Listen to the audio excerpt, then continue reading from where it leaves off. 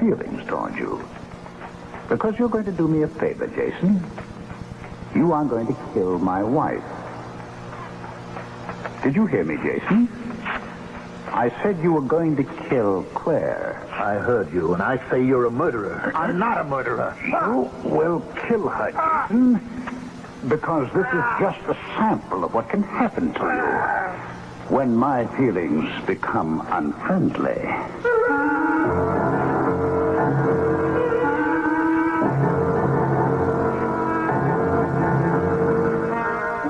Our mystery drama, Voices of Death, was written especially for the Mystery Theater by Murray Burnett and stars Mandel Kramer and Ralph Bell.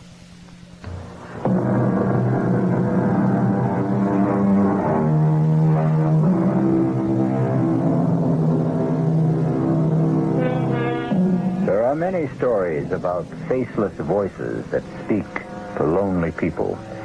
Voices that come from nowhere, that threaten, cajole, terrify, or madden the mortals who hear them. Our story is about such a voice, but it is a voice that has a face, the face of a dead man. Most of us know what to expect when we turn on a television set.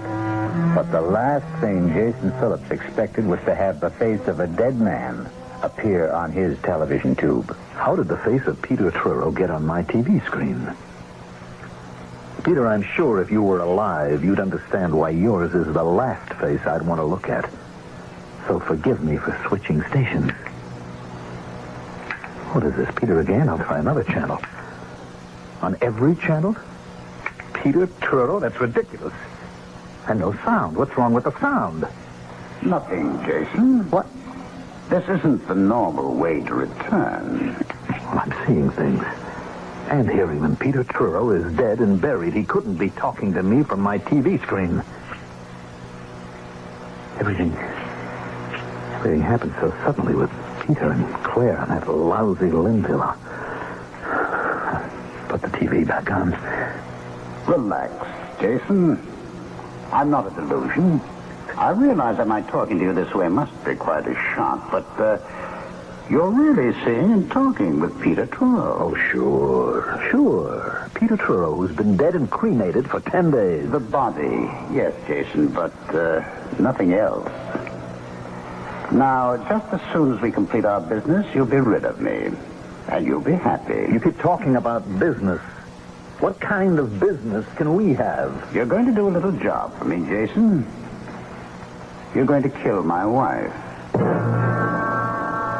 There's absolutely no point in your turning off the television, Jason. You're a fraud, Peter. I don't know how you got into my set, but you're a fraud. Come on now. You're not going to claim that you're still upset because, after all, I am a ghost? Well, of course. It's a perfectly natural occurrence, isn't it? Everyone who watches television sooner or later finds himself face to face and talking with a ghost every time he turns on his set. Well, what you're really telling me is that you're afraid I'm not a ghost at all, but a figment of your imagination. And you find that strange. You don't think that that's enough to upset me? Of course it is, Jason. Like Hamlet, you're wondering about your brain. Yes, I am. Well, I can take that worry off your shoulders. How? Suppose Claire comes to see you. Claire? What would she want? An attack of conscience. Guilt. Whatever you may want to call it. But, Jason, I will make Claire visit you. And then we will talk again.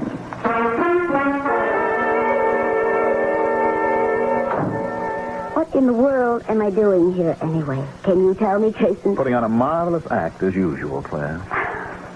Why do I feel cold? Why do I have this feeling that Peter's watching? Which question would you like me to answer? Do you believe in ghosts? Of course not. Well, you sound so sure. So very. And you're not.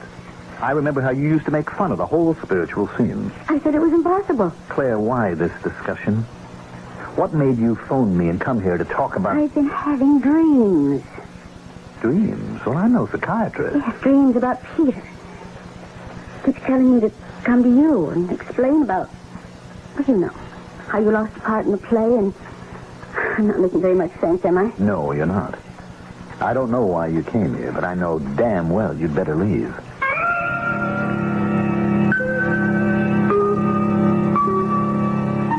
Are you convinced, Jason? Do you believe now that I'm a ghost?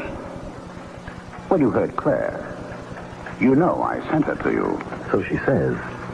I don't know whether it was smart to throw her out so abruptly. She may become suspicious. About what? About your wanting to kill her. You're out of your mind. You're crazy. Remember how you felt when Claire told you that she was replacing you in the part that I had picked for you in Cries of Dissent? Remember how you raged because you knew that Claire was throwing you out, not because of your lack of ability, but because she wanted the part for her lover, Edward Linville. You even threatened to kill her. I don't have to listen to any more of this. Right now, I could cheerfully have murdered you if you'd been alive. Hello. Jason, this is Claire. Darling, I do think you owe me some sort of explanation for almost throwing me out of your place a while ago. Claire, my love, the only thing I owe you is a punch in the mouth, and if you were a man, I'd be happy to give it to you. Are you going to be with us long, Mr. Phillips? Well, that depends. You'll find all sports and great weather at the Clarkstown Inn. You will be in 4:45. If there's anything you want, don't hesitate to ask.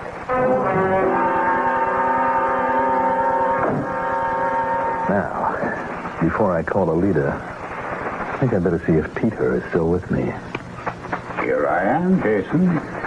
You didn't think you could run away from me, did you? I wasn't sure, but I was hoping. I'm curious about one thing. Why did you pick this God-forsaken little town as a place of refuge? Because I happen to have been born right here in Clarkstown. Ah. Then this is an attempt to recapture the safety of your childhood. That's very touching, Jason. I've had enough of you tonight, Peter. Time for me to do what I came here for in the first place. Talk to an old friend.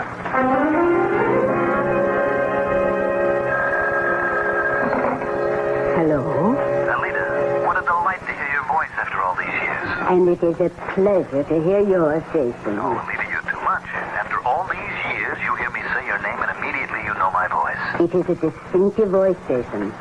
Are you calling from New York? No, I'm at the inn right here in Clarkstown. Matter of fact, I came here just to see you. How nice. But, Jason, there's been a lot of years since we last spoke. And right now it's almost past my bedtime. How about breakfast with me tomorrow?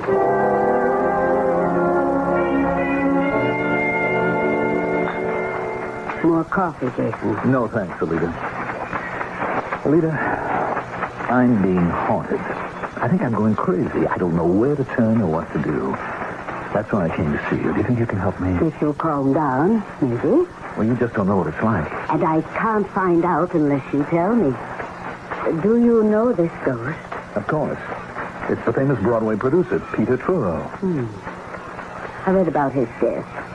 It was only a short time ago. That's right. And he's been after me for the past 2 weeks. How does this haunting manifest itself? Through television. Every time I turn on the TV set, it's Peter's face that appears. I can't get any other programs, just Peter Truro. What does he say to you? Well, that's what's got me scared. He's asking me to kill his wife. Frighten you, Alida. Why? Jason, as I remember you, when you were a boy, you were not particularly psychic or even sympathetic to psychic phenomena. That's right. In order to help you, I must find out why the ghost of Peter Truro chose you as his instrument in the first place. Can you? I can try. But not this morning. Can you come back tonight for another seance? Like the one you remembered as a boy? That's why I came. I'll be here, Alida.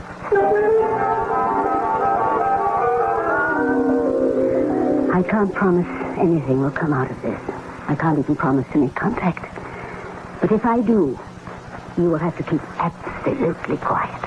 Understand? Yes, I do. All right. Now, hold my hands. Tighter. Yes, that's it. The light is too bright. It hurts my eyes. I can't see. Better, yes. That's better. Now, I see you quite clearly. Jason, why did you do this? Just when we two were getting along so well, you went and brought this stranger in. Well, Peter, Jason, you must keep quiet. You promised. Let him talk for himself. We have some wonderful chats when we're alone. Jason is a friend of mine. He's asked my help. Why did you choose him to torment? It is I who am in torment. You must know that. It is I who cannot rest until a vow has been kept. What vow? The marriage vow. Has it not been kept? Did you not plight love till death do us part? No. Our vow was to remain faithful and loving forever. We changed the marriage ceremony, and the vow has not been kept. And I seek revenge. I will have revenge. I will. Alida, are you all right? Yes. Yes. I will be fine. Just give me a moment. You sure you're going to be all right? Yes, I'm sure about me. But I'm worried about you, Jason. I am not sure about you.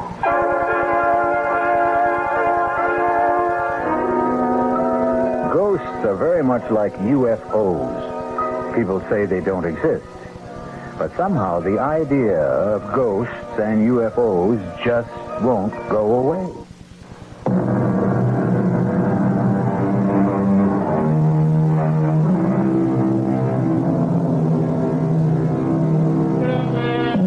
The question of whether ghosts can have anything to do with dreams is one that has occupied the thoughts of psychics since people first began to talk about ghosts. Jason Phillips was haunted by a ghost, not in his dreams, but one who took over his TV set. Jason is seeking help, not from an analyst, but from an old and respected medium whom he had known since childhood. All right, Alida. I don't mean to start a discussion. All I want to know is how do I get rid of the ghost of Peter Truro? I wish I could tell you. You mean I can't get any help? I'll have to spend the rest of my life listening to Peter insisting that I kill Claire for him? You can turn off your television, can't you? Oh, great. I'll never look at a TV set again. Is that your solution? How deeply was Peter devoted to his wife? What kind of question is that? A very important question. Well, there was a jealousy act that Peter was putting on. What made you think it was, as you put it, an act? Because nobody could have been that jealous. What about the relationship? Was it a good one? I don't know. I never stopped to think about it. There was the difference in age. I mean, Peter was some 18 years older than Claire, and he was Broadway's outstanding producer, and she was an actress. Are you trying to say that Claire married Truro to advance her career? That she didn't love him? Well, there was no question that Truro worshipped Claire, that he'd do anything for her. She liked Peter, but, well, I think the feeling was deeper on his side than hers. And how did you feel about Claire? Alida, I don't see the point of all this. Ghosts do not choose people to haunt unless by design.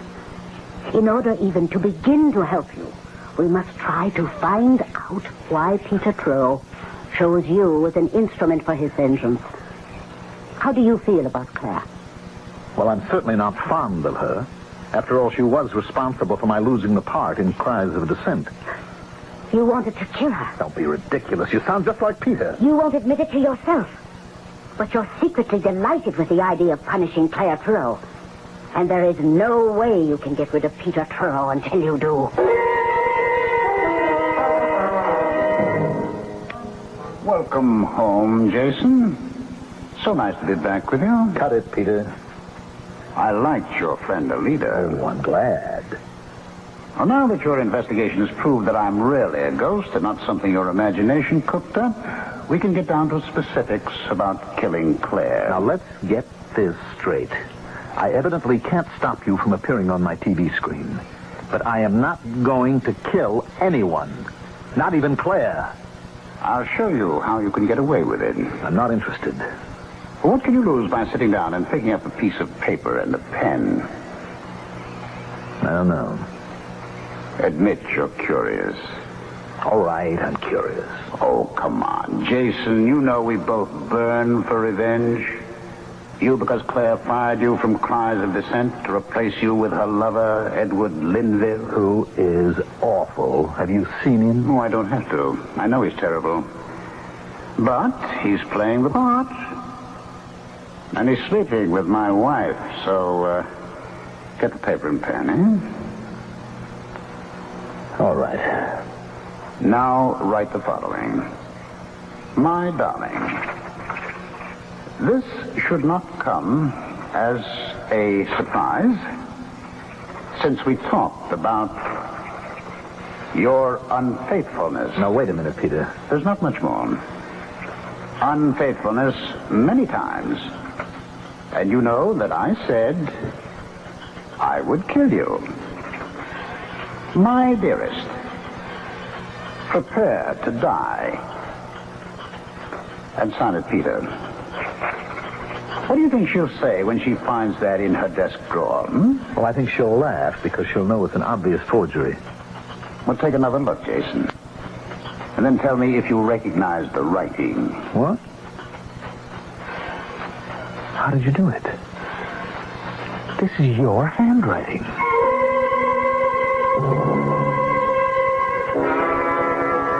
Please, Edward, don't make me look again. Darling, you must. This thing has gone too far for you to give in to it now. Now, please open the drawer. What if I find another of those horrible notes? You won't find any more. I've had the only key to the drawer in my pocket for the past 2 days. Oh, can't we just let it go for now? Open the drawer. Now, here's the key, darling. What was it? Another note. Another one. Well, that's impossible. Let me see. No, don't. It's impossible, you said. Impossible. All right, Edward, read what it says. Read it. Tell me it's impossible. I think we should go to the police. And tell them what?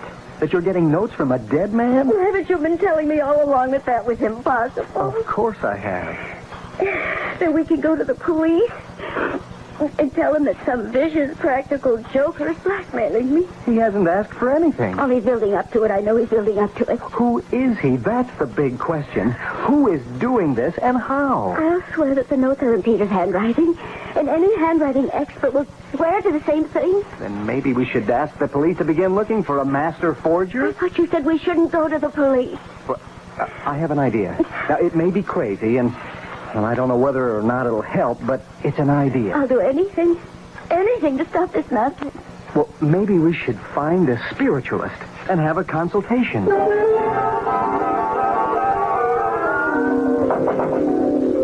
Who is it? Ed Linville. Well, if I say I'm surprised, I'm sure you'll understand. Completely. And I'm sure that you'll understand that I wouldn't be here in your apartment unless I thought it was very important. Granted. I'm here because I can't help feeling there's some connection between you and some crazy notes Claire's been getting. Notes? Don't think I understand. Somebody has started a systematic campaign of persecution against Claire. Well, why don't you go to the police? Because I'm afraid of the publicity. Claire will look silly because the persecution is seemingly directed by Peter Truro. Well, she can't be serious. How could Peter... That's what everyone's reaction is, because I can't explain the notes. That's the second time you've mentioned notes. They're vicious, handwritten little jottings, all reminding her of some silly vows that she had made with Truro before they were married. And they threaten her life. They're all signed by Peter Truro. Well, it's impossible. That's what I said. Claire insists that the handwriting is Peter's. It's been checked by 3 handwriting experts. All 3 say Claire's right. The handwriting is Peter's. Well, that still doesn't explain what brings you here to see me. I told you, Claire's sensed there's a connection. Well, she told me she came to see you. Yes, she did. And she told me you behaved rather strangely. Look, I know you're worried about Claire, so I'm giving you a lot of latitude, but you're really beginning to annoy me, Linville. I'm just trying to find out why you got so angry with her when she was only talking about her dreams. She came here, I thought, to ask my forgiveness for the raw deal she gave me in Cries of Dissent. A deal which you were part of. Now, why should I sympathize with Claire and her problems? We were never that close before Peter died. And as far as you're concerned... Can you forget that I replaced you? You don't have a right to ask me to forget. Oh, yes, I have. And I'm going to get some answers, or the cops are going to get some information, even if it means bad publicity. The cops? Claire and I went to a medium. We showed her the notes. We told her all we knew. She held a seance, and she came up with your name. That's what you're going to tell the cops? That and the fact that you're mad because I replaced you in Cries of Dissent. You've had this coming, and now you're going to get... I'll kill you. So help me, I'll kill you.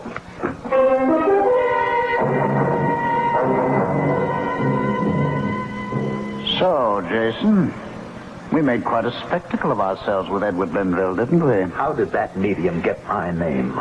She must have been extraordinarily perceptive. You know that it was a she. You're in on this. Oh, really, Jason, you're becoming paranoid. Since I'm obviously depending on you to kill Claire for me, it would be extraordinarily stupid for me to have you suspected even before the crime. Nobody is going to be suspected because there isn't going to be any crime. Oh, your adrenaline's still working overtime because of that scrap with Linville. When you calm down, you'll realize what a fool you're making of yourself. No need to remind me. I realized that the minute Linville said he'd been given my name. What story can Linville take to the police? He can accuse me of writing poison pen letters to Claire. He can? On what evidence? The word of a medium? According to Linville himself, Claire had the notes checked with a handwriting expert who swore that the handwriting was mine. Now, how does that point to you? Why can't you leave me alone? Oh, come, Jason. You were having a ball with the notes and watching the effect they had on Claire? All right, I'll admit that, but writing nasty little notes is a lot different than killing. Well, of course it is. And you want me to guarantee that no one will ever connect you with the killing. That's what you really want, isn't it, Jason? Look, you're too smug for me to argue with. There's no point in any further discussion, so... No, hold on a minute, Jason, hold on. I want to tell you how I can guarantee your being in the clear. Like promising me you won't give the police my name. I offer you complete safety. How? A suicide note. Suicide? Exactly. Claire will commit suicide. Take an overdose of sleeping pills and leave a completely authentic suicide note to prove it. You mean you're really going to drive Claire to suicide? Don't you think Claire is the suicidal type? No. I agree. That's why we must have the note. Do you want to write it now? Are you out of your mind? Just write what I dictate. No way. We are going to say that she just couldn't stand the idea of betraying me and breaking her solemn marriage vow. Now, you're not going to mention me, are you? Well, of course not. Somebody will remember that the earlier notes dealt with me and Linville. That's why we'll just stick with her guilt about betraying me. You see how careful I'm being about involving you? Yes, but you want me to write the note. You must. I guarantee the handwriting experts will all swear the handwriting is genuine.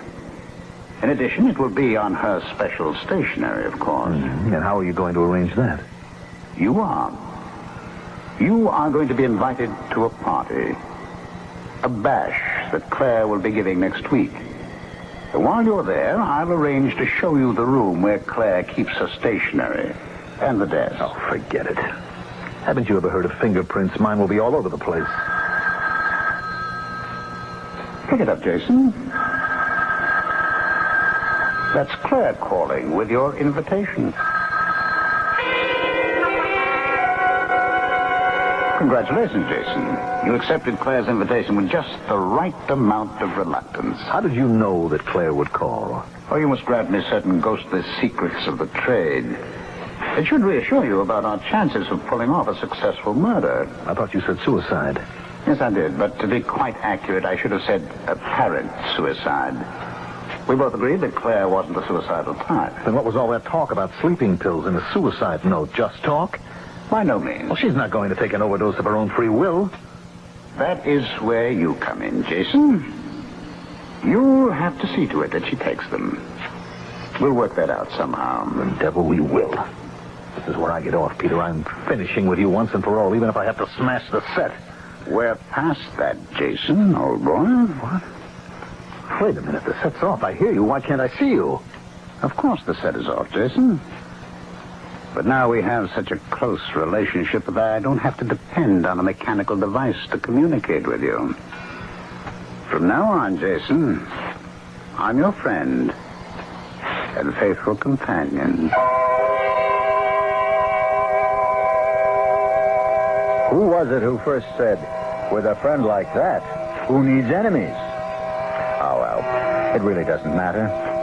What matters is that a ghostly voice has taken control of Jason Phillips.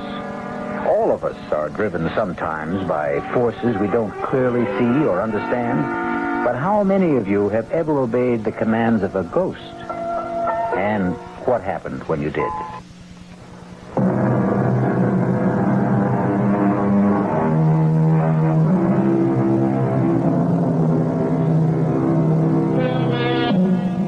People who hear voices either tell no one or lay themselves open to all sorts of risks, not the least of which is ending up on a couch.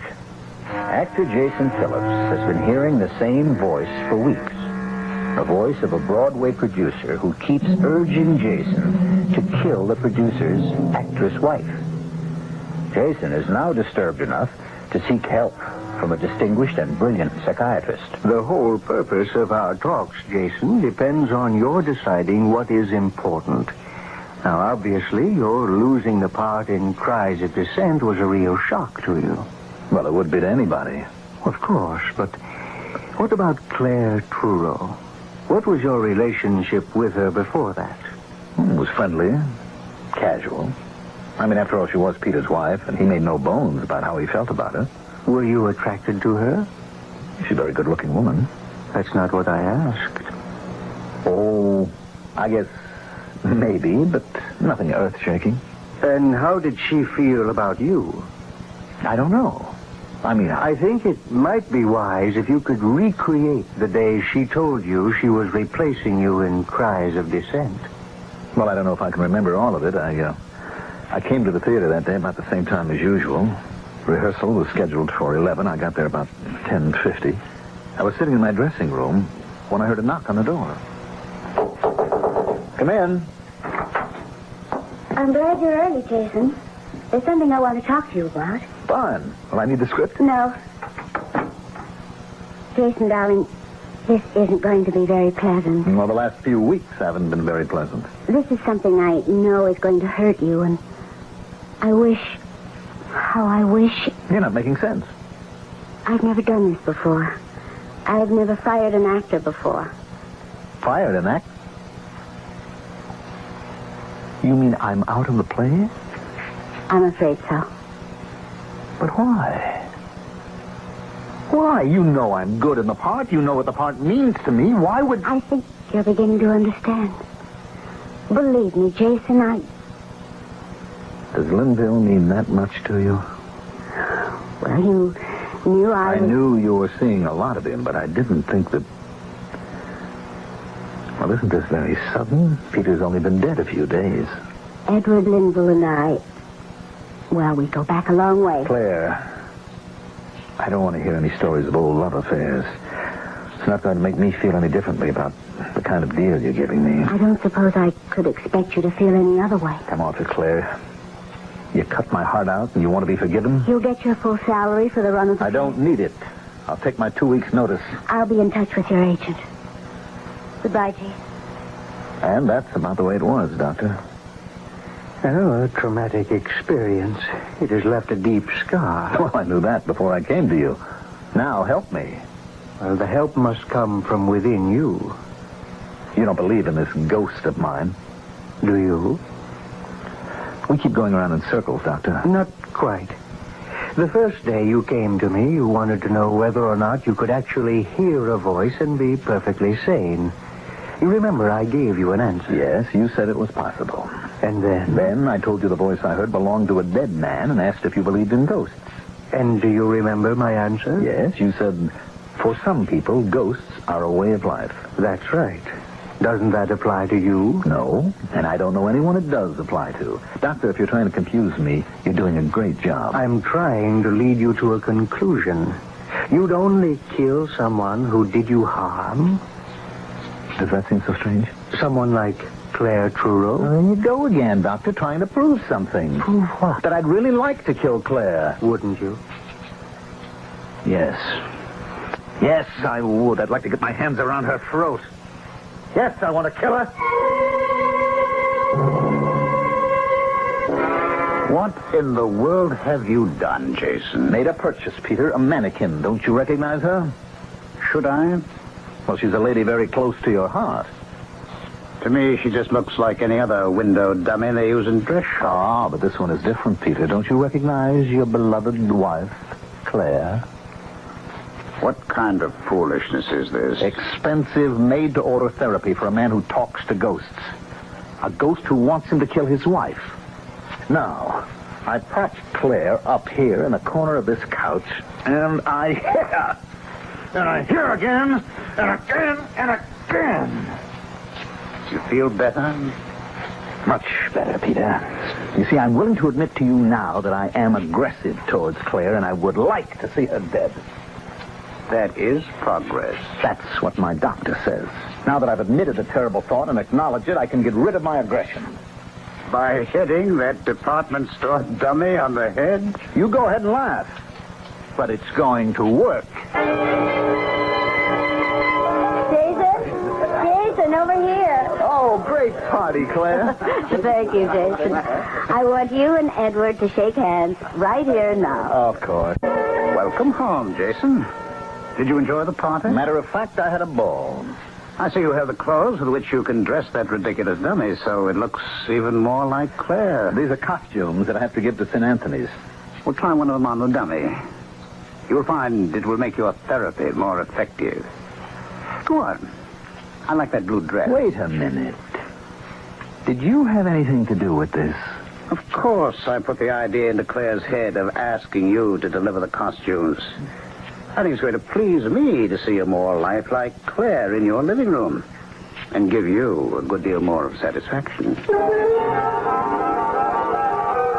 All right, Doctor, I'll admit I do feel better. But all that pummeling and smashing at the model of Claire hasn't stopped me from hearing Peter's voice. Do you also see him? Only when I turn on the TV. I don't bother with that anymore. But I am still confused. You and I have these long conversations and... You were about to say? Well, I don't know. There are too many things that can't be explained away because of my aggressiveness. Those notes and the fact that they were judged to be in Peter's handwriting. Which you've often seen enough on checks and letters. I'm not that good a forger. All right, Jason. What is the alternative? I don't understand. We've come a long way since you first came here. Let's assume that you didn't forge the notes. You know who wrote them, but someone else dictated them. And the same person guided your hand. Now, who could that person possibly be? I've been telling you, the ghost of Peter Trureau. And this same ghost influenced his wife to give you costumes to deliver to a church or a theatrical. He says he did. This, then, is the alternative you must face. That there is a ghost. That he is the ghost of Peter Trureau, and that he is haunting you. And that I believe in that ghost? Don't you? I'm afraid I don't have any choice.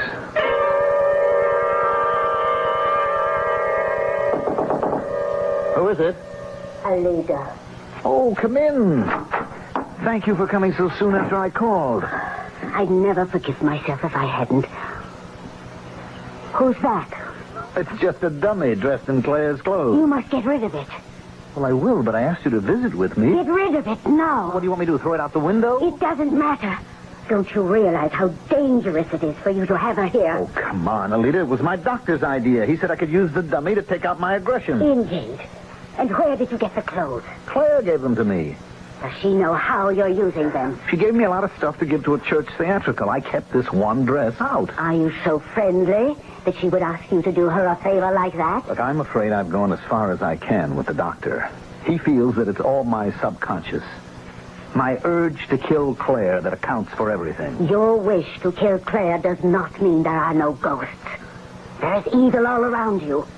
Either you or Claire must leave New York. I don't see how running away will get rid of Peter. I'm not so much concerned now with your getting rid of Peter as I am with saving your life. You really mean that, don't you? You're really frightened. There was only one other time in my life when I've been this frightened. When was that? No. Now, Jason, please come away with me. Come back with me to Clarkstown Until? Until the restless thirst for revenge has left the ghost of Peter Truro.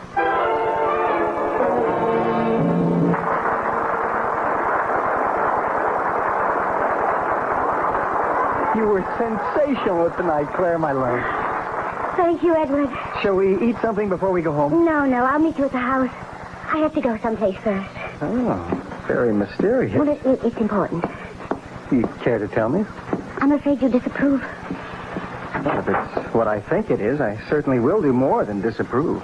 Oh, be a darling and don't ask any questions. I'll tell you all about it when I get home. Now, Claire, I have to get this makeup off, and You're not going. Now, don't be silly, Edward.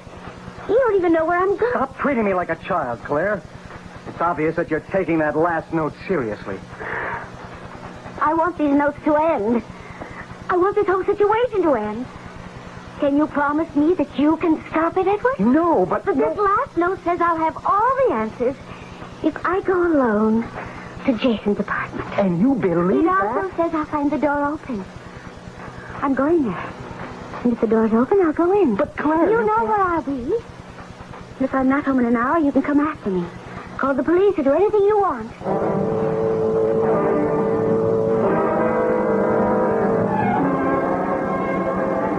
Oh, darn, I just remembered something, Alida.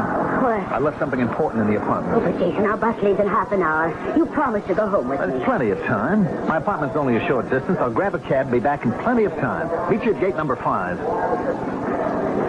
You're doing the right thing, Jason. I promise a stunning surprise awaits you in your apartment. And after tonight, it will be all over. You'll like what I've done with the mannequin, Jason. That's a promise.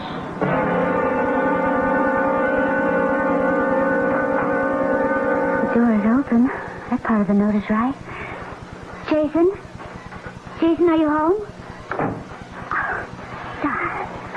Oh, where are the lights? Oh, what's this? Jason, you're not playing some silly game, are you? A dummy. Some kind of store figure. Jason, whatever you're up to, get this thing away from me. It's just where a dummy belongs, on the floor. Jason, I'm too old to be afraid of the dark. I'll just sit and wait for you. And if you don't come soon, Edward will be here. I'm warning you. Oh, I thought mentioning Edward would do it. Switch on the light, Jason. Oh, Peter, this is what your surprise is. You've made the mannequin talk.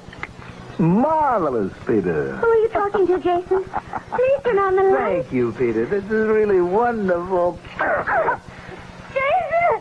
Are you mad? Throat feels like real flesh. My hands are closing around real flesh. I don't know how you did it, Peter. Jason, you're killing me. Jason! That finishes you once and for all. Now, a little light.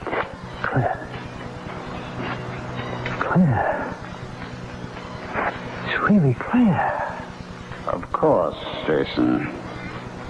I've kept my promise, and you've done the job. Now you're rid of me forever. Goodbye, Jason. Claire, I've really killed you. No. Oh, no.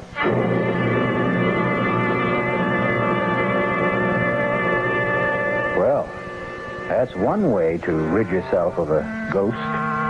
Jason Phillips was no longer haunted. However, I certainly don't recommend it as a general rule.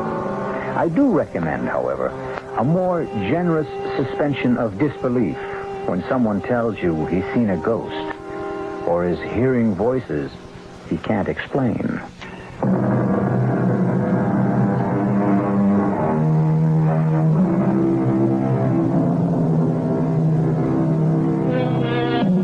Voices. Voices we hear only inside our own heads. Sometimes we identify them as voices of conscience, and everyone accepts the fact that we hear those. But ghostly voices, the voices of the dead, how real are they? Just as real as our imagination allows them to be. Our cast included Mandel Kramer, Ralph Bell, Evie Juster, and Bob Caliban. The entire production was under the direction of Hyman Brown. Radio Mystery Theater was sponsored in part by Buick Motor Division, the Kellogg Company, makers of Kellogg's Special K cereal, and new sugar-free Diet 7-Up. This is E.G. Marshall inviting you to return to our Mystery Theater for another adventure in the macabre. Until next time, pleasant dreams.